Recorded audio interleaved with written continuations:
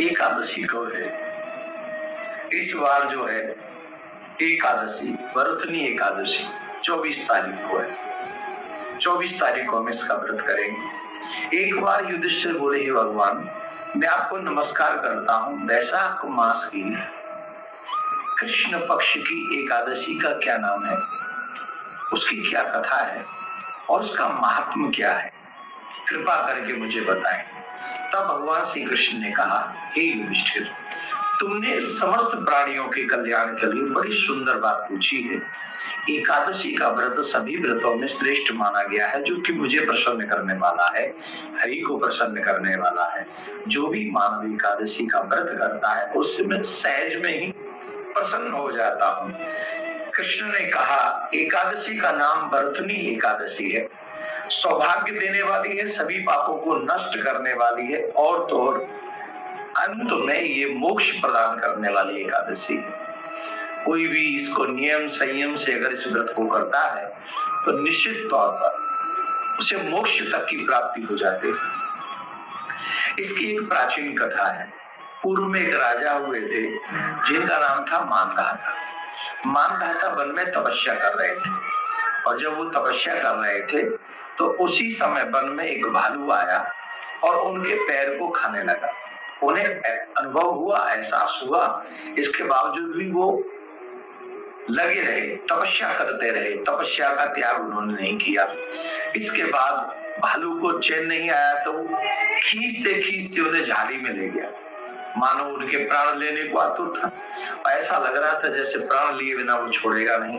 तो इतने व्याकुल हो गए, उन्होंने तपस्या करना नहीं छोड़ा, उन्होंने शस्त्र नहीं उठाया, क्योंकि वो धर्म को जानते थे कि किसी अगर हम हैं तो हमें क्रोध नहीं करना है, हमें शस्त्र नहीं उठाना है। तो इस नियम को वो जानते थे, इसलिए उन्होंने कर्ण पुकार की, नारायण भगवान को पुकारा और तुरंत उनकी पुकार नारायण के श्रवणों तक पहुंची और नारायण भगवान प्रकट हुए और नारायण भगवान ने प्रकट होकर सुदर्शन चक्र से उस भालू का वध कर दिया। ये तुरंत भगवान वहां पर प्रकट हो गए थे, ये उनकी लीला थी, ये उनकी कृपा थी। तो भगवान ने जब उस भालू का वध कर दिया तो भगवान को प्रणाम किया। तब तक भालू एक पैर खा चुका था उनका। तो राजा बहुत दुखी हुए, बहुत व्यथित हुए। तो भगवान ने कहा, चिंता मत करो, तुम्हारा ये पैर भी स्वस्थ हो जाएगा, लेकिन इसके लिए तुम्हें क्या करना है, मथुरा चले जाओ जमुना जी के तट पे और वर्तनी एकादशी का व्रत करो, भगवान नारायण की माने मेरी पूजा करो और जब तो मेरी कष्ट दूर हो जाएगा। राजा ने वही किया। मथुरा गए, ब्रज में आए, ब्रज में आकर जमुना के तट पे उन्होंने वर्तनी एकादशी का व्रत किया और भगवान की कृपा से उनका शरीर स्वस्थ हो गया। ये इस कथा का फल कथा थी, इस व्रत की पूरी कहानी थी। और मानधाता का जैसे कष्ट हरण हो गया, वैसे ही सभी मानवों के कष्ट ये वर्तनी एकादशी हरण कर लेती है। जो भी व्यक्ति इस व्रत को करता है, जो भी इसके व्रत करता है, वो इसके प्रभाव से शीघ्र पुनः सुंदर और संपूर्ण अंगों को प्राप्त कर लेता है। कष्ट मिट जाते हैं, दुख मिट जाते हैं। जो व्यक्ति भय से पीड़ित है, उसे वर्तनी एकादशी का व्रत रखकर भगवान श्री विष्णु का स्मरण करना चाहिए। इससे समस्त पापों का भी नाश होता है और जीव का कल्याण होता है। करके श्रद्धा पूर्वक वर्तनी एकादशी का व्रत करता है, उसे 10,000 वर्षों तक तप करने का फल प्राप्त होता है। कितनी?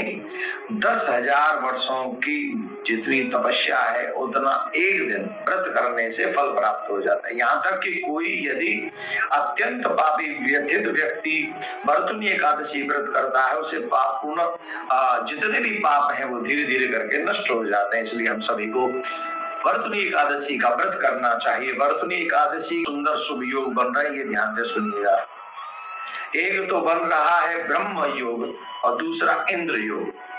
ब्रह्म योग और इंद्र योग जो दोनों बन रहे हैं, ये बहुत ही शुभ माने गए हैं। ब्रह्म योग को जो जिसके जीवन है, जब एकादशी मतलब 24 तारीख को आप उन विवादों को सुलझाने का प्रयास करेंगे तो सहज में वो आपके पक्ष में विवाद सुलझ सकते हैं, अगर आप श्रद्धा पूर्वक इसको माने।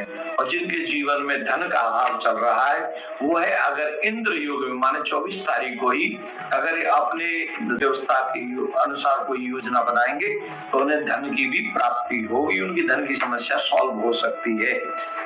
तो ये तो दोनों सुयोग थे जिनके विषय मैंने आपको बताया। अब मैं आपको पारायण का समय बताता हूँ।